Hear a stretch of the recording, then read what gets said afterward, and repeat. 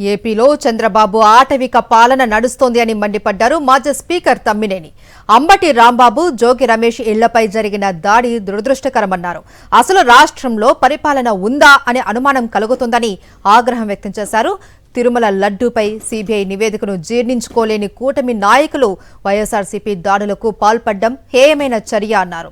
ప్రజాస్వామ్య వ్యవస్థను పట్టపగలే ఖూనీ చేస్తున్న కూటమి ప్రభుత్వాన్ని ప్రజలు పడగొట్టే రోజు దగ్గరలోనే ఉందని హెచ్చరించారు తమ్మినేని.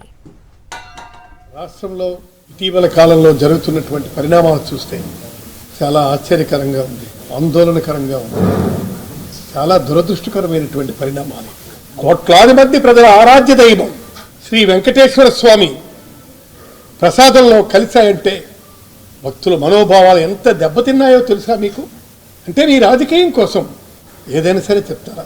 అంబటి రాంబాబు, జోగి రమేష్ వాళ్ళ ఇళ్ల మీద జరిగినటువంటి సంఘటనలు చూస్తే చాలా దారుణాతి దారుణం, అత్యంత నికృష్టమైనటువంటి చర్యలు. ప్రజాస్వామ్య వ్యవస్థనే పట్ట పగల నెట్ట నిలువున కూనీ చేశారు కదా.